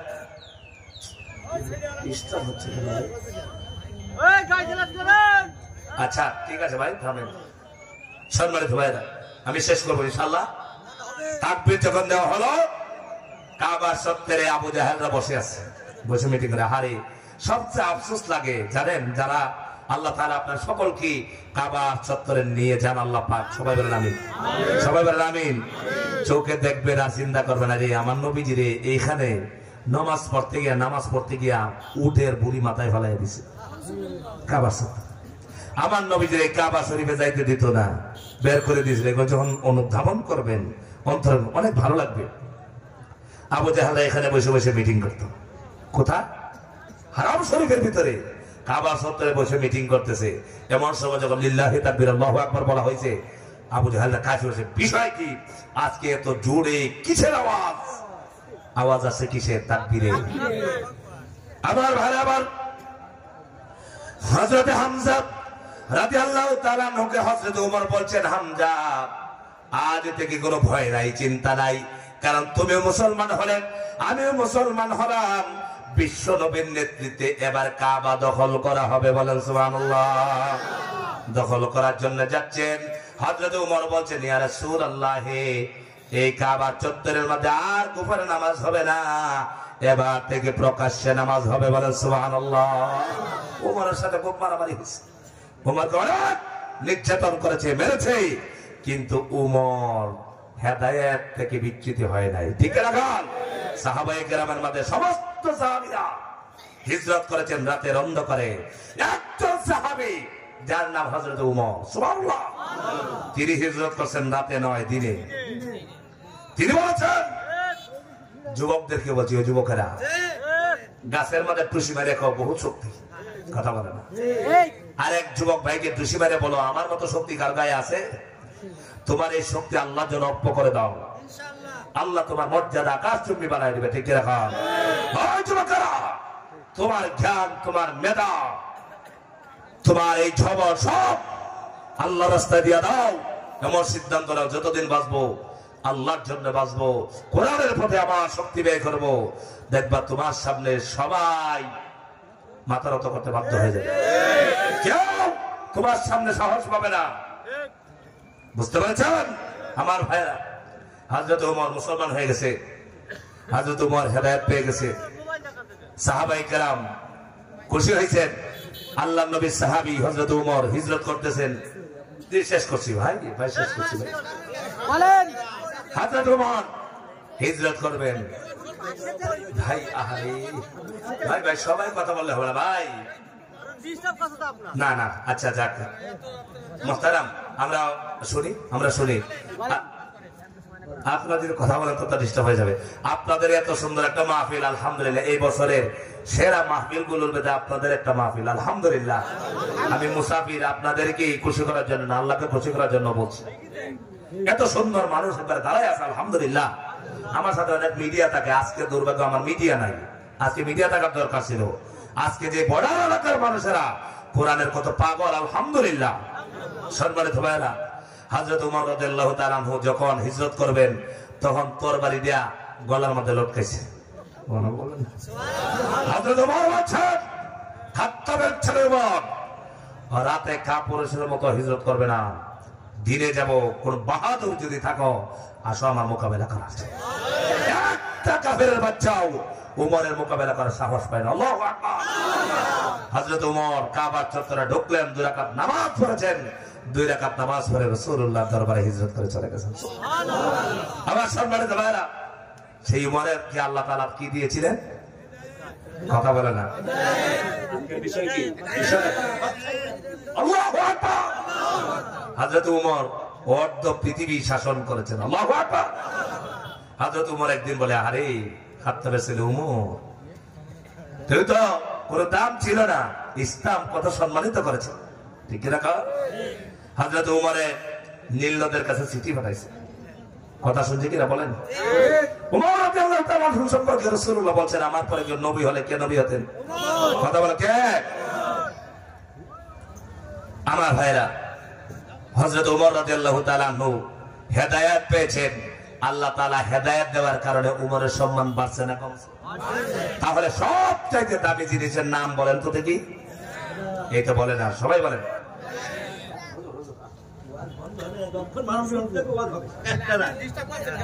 আল্লাহু আকবার, আল্লাহু আকবার। আল্লাহ কবুল করুন আমাদেরকে, সবাই বলেন আমিন।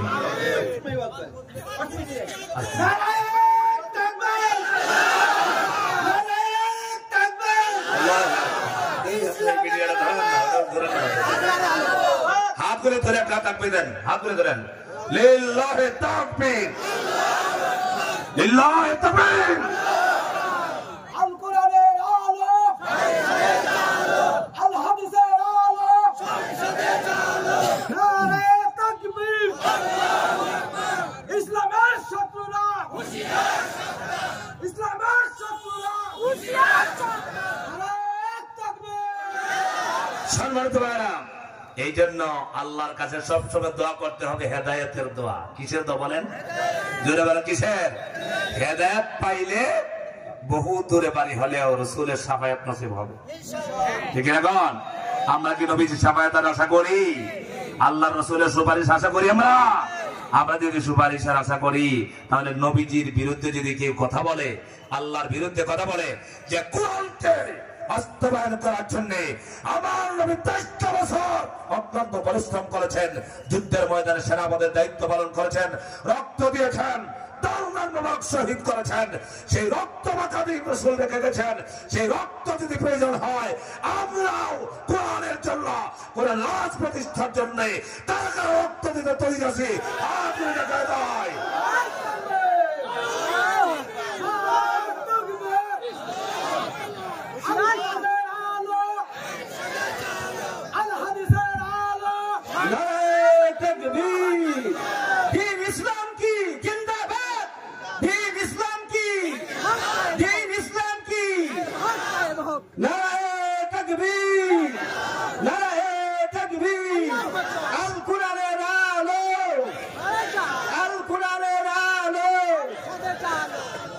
আলহামদুলিল্লাহ, মাশাআল্লাহ।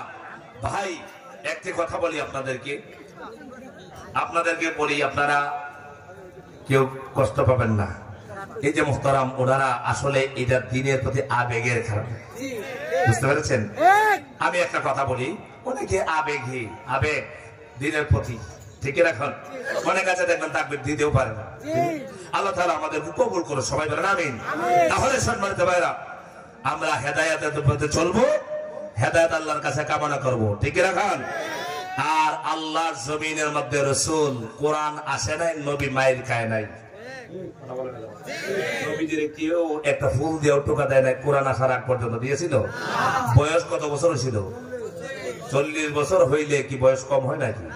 আপনাদের এলাকা 40 বছরের যারা, এদেরকে আপনারা শিশু ডাকেন, বাচ্চা ডাকেন না, হিসাবের মানুষ বলেন। নবীজি 40 বছর হয়েছে বয়স। 40 বছরের মানুষের যদি ভুল করে ক্ষমা নাই, ক্ষমা করে, হাই বেটা তোমার বয়স অনেক হয়েছে। আমার মুরব্বী যদি 80 বছর বয়স হয়, 90 বছরের মুরব্বী হয়, অনেক সময় দেখবেন তিল দে তাল বলে, তাল দে তিল বলে, মুরব্বী হয় তো কিছু বললে বলে আরে বয়স হয়ে গেছে, বুঝে নাই, মাথা ঠিক নেই। আর যদি 7 বছরের বাচ্চা করে, শিশু বাচ্চা, বুঝে নাই। 40 বছরের মানুষে যদি করে, ছাড় আছে? তার মানে হিসাবে আমার নবীজি কে আল্লাহ পাক 40 বছরের পর্যন্ত দাওয়াতের কাজের জন্য ফিট করেছেন, সুবহানাল্লাহ। কিন্তু নবীজি মার খায় নাই, কেউ মারে নাই। কোরআন আসছে, হক বাতিলকে পার্থক্য করার জন্য যখন হকের পক্ষে দাওয়াত দেওয়া শুরু করছে, রাসূলের মার খাওয়া শুরু হয়েছে। ঠিক রাখুন। তাহলে আমার নবীর চাইতে বড় বুজুর্গ পৃথিবীতে কেউ আছে? আমার নবীর চাইতে বড় আল্লাহওয়ালা কেউ আছে? আমার নবী কেন বক্তব্য হলেন? শুনেন, আমার এক মুসল্লি অনেক জায়গায় বলে কি জানেন, হুজুর আমি মরবো আর জান্নাত। কি শুনছেন আপনারা বলেন? মরবো আর কত সহজ জান্নাত। আমি বললাম কেমনে? হুজুর শুনছেন না হাদিস? ফরজ নামাজের পরে আয়াতুল কুরসি যে পড়বে সে মরা ছাড়া আর জান্নাতে যাওয়ার কোনো কথা নাই। হাদিস কিন্তু সহিহ হাদিস। আরেকটা হাদিস হলো, যারা সূরা মুলক 30 আয়াতের একটি সূরা আছে, এই সূরাটি যারা রাতের বেলা তেলাওয়াত করবে, এই সূরা কবরের আযাব মাফ করতে সাহায্য করবে। হাসরের ময়দানে আল্লাহ দরবারে এই বান্দার মাফের জন্য ঝগড়া সৃষ্টি করবে। সুবহানাল্লাহ। হাদিস সহিহ। এখন আমি প্রশ্ন করলাম, এই হাদিসগুলো আমার নবী জানতেন না? সাহাবায়ে কেরাম জানতেন না? আল্লাহর নবী যুদ্ধ বাদ দিয়া, জিহাদ বাদ দিয়া মসজিদে নববীর কোণার মধ্যে শুধু আয়াতুল কুরসি আর সূরা মুলক নিয়ে পড়ে আছিলেন, বসে আছিলেন? আমার ভাইরা, জিহাদের সময় এই ফতোয়া দিলে হবে না। যখন আমলের সময় আমল করবেন, জিকিরের সময় জিকির করবেন, যখন আপনারা আওয়াবিনের নামাজের সময় সেই সময় নামাজ পড়বেন। কিন্তু যখন ইসলামের বিরুদ্ধে, কোরআনের বিরুদ্ধে বাতিল শক্তি দাঁড়াবে, আল্লাহর কোরআনকে দুনিয়া থেকে বিদায় করতে, তখন আর জিকির আজকার করলে হবে না, তার ময়দানে ঝাঁপিয়ে পড়তে হবে। সেজন্য ইসলাম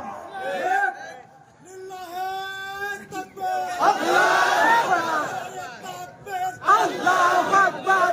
ইসলামের শত্রুরা হুঁশিয়ার সাবধান, হুঁশিয়ার সাবধান। ইসলামের শত্রুরা action to action, direct action. বাতিলের বিরুদ্ধে ডাইরেক্ট অ্যাকশন।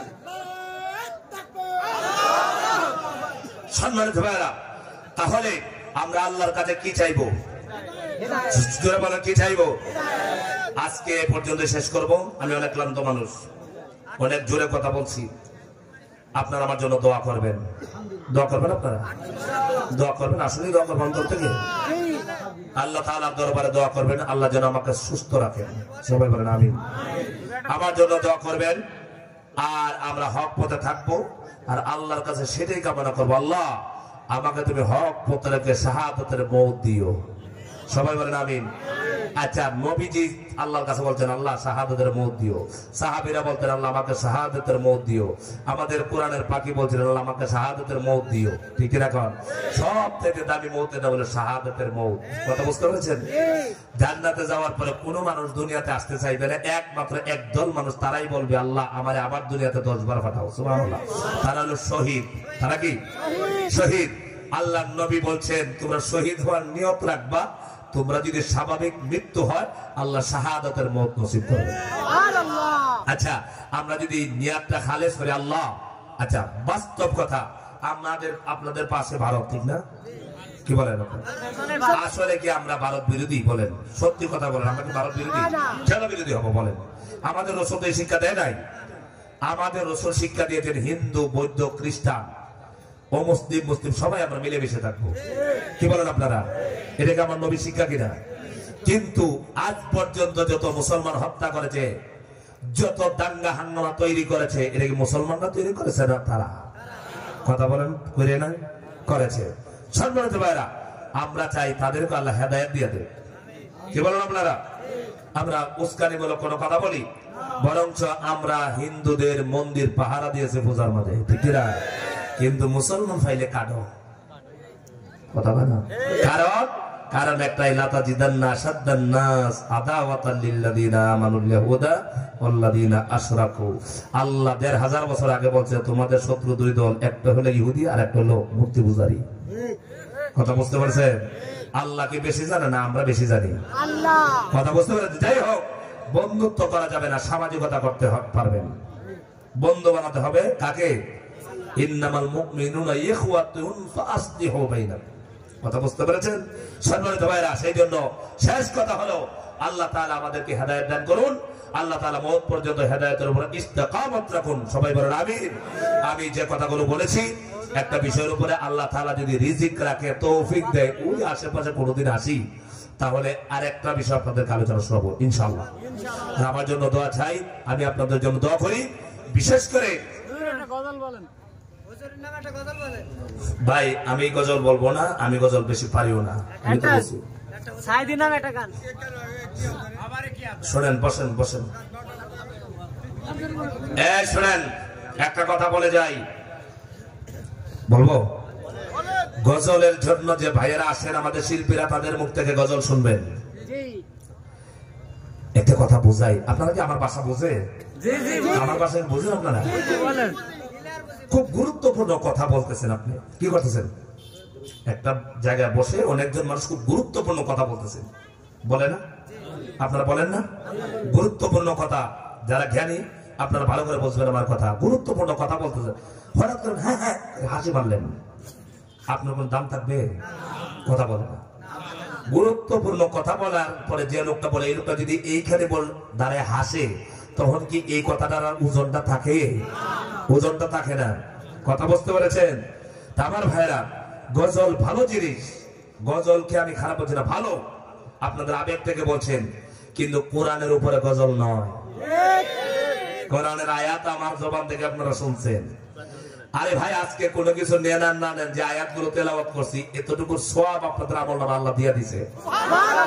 আরে ভাই, এই সওয়াবটা, একটা সওয়াবের জন্য মানুষ জাহান্নামী হয়ে যাবে। আপনারা কিছু নিয়ে যেতে পারেন আর না পারেন। সাইদি রহমতুল্লাহি আলাইহি, আল্লাহু আকবার।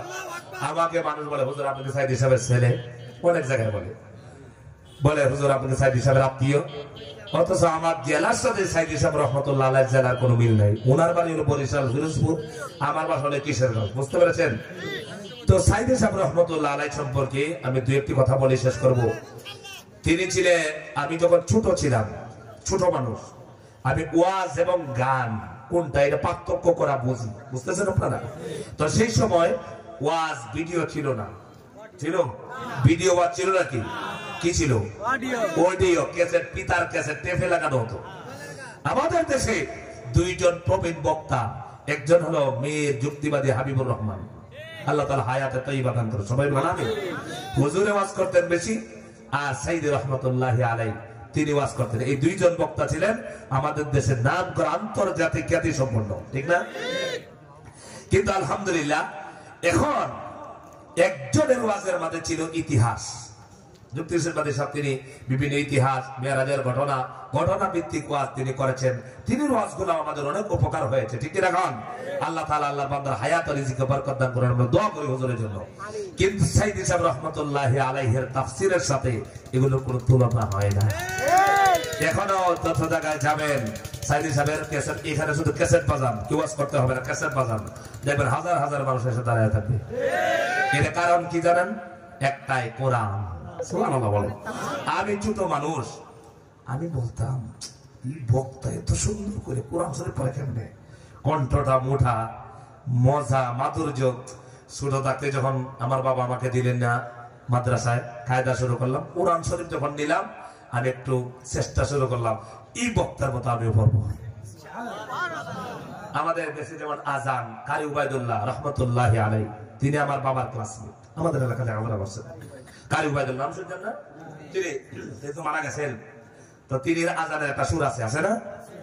তারা রেডিওতে পড়তেন, তেলাওয়াত করতেন, বা আমাদের দেশে যে কারি সাহেবরা পড়েন, অনেক সুন্দর করে পড়েন। কিন্তু সাইদি সাহেব রহমতুল্লাহ আলাইহি কোনোদিন কারি সাহেবদের মতো তেলাওয়াত করতেন না। করতেন?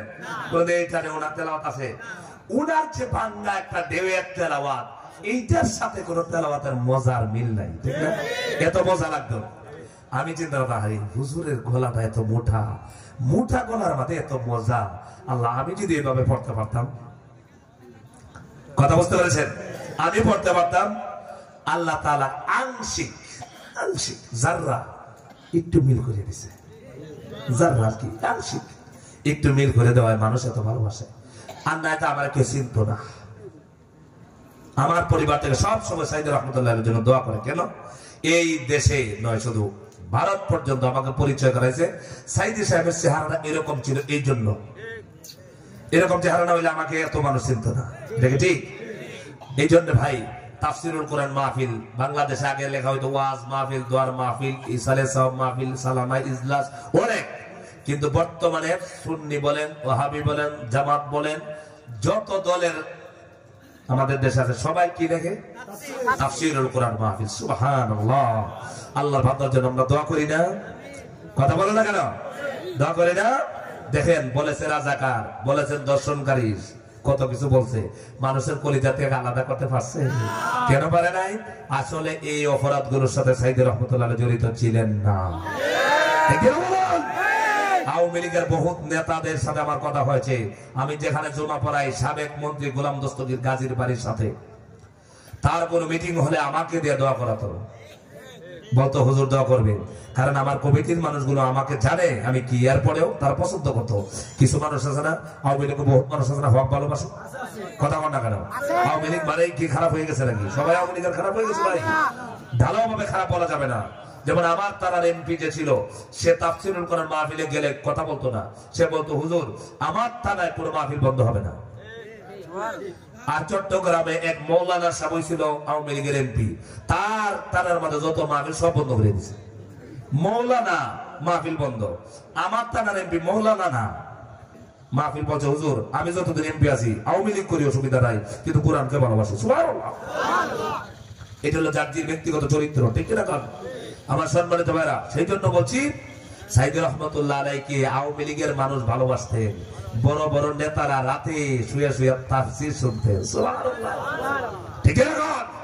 সেই সাইদি রহমতুল্লাহ আলাইহির অনুসারে আমরা করি। তিনি রাসূলের অনুসরণ করেছেন, আল্লাহর অনুসরণ করেছেন, আল্লাহ রাসূলের বিরুদ্ধে কোনোদিন কথা বলে নাই, ঠিক না? আল্লাহ তাআলা আল্লাহর মাহবুব বান্দার কবরটা জান্নাতের উঁচু মাকাম বানাবেন, সবাই বলেন আমিন। আমি যে কথাগুলো বললাম আল্লাহ তাআলা আমরা সকলকে আমল করার তৌফিক দিন। আমরা সবাই নামাজ পড়তে হবে। নামাজ কারা কারা পড়বেন হাত গুলো দেখি। লিল্লাহি তাকবীর। সবাই বলেন আল্লাহুম্মা আমিন। আল্লাহ কবুল করুন। আমার মা বোনদেরকে আমি নসিহত করে যাচ্ছি, আমার মা বোনেরা আপনারাও পর্দা করবেন, নামাজ পড়বেন, স্বামীর খেদমত করবেন, রোজা রাখবেন, পারবেন তো ইনশাআল্লাহ? মা বোনদেরকে বোঝাবেন, বুঝতে পেরেছেন? কারণ মায়েরা আমাদেরকে পথ ঠিক করে দিতে পারে। একটা মহিলা যদি করে ভালো হয় তাহলে পুরুষটা ভালো হয়ে যায়, বুঝতে পেরেছেন? একটা মহিলা যদি একটা স্বামীকে বারে বার বলে তাহলে দেখবেন স্বামীর মনটা নরম হয়ে যায়। এই জন্য মায়েদেরকে বলছি আপনারা নিজের নামাজ পড়েন, স্বামীদেরকে নসিহত করেন। আল্লাহ তাআলা কবুল করুন। আজকে এই যে মাহফিল করছেন, আমার এই ভাইয়ের নামটা আমি জানি না, এই ভাই কই?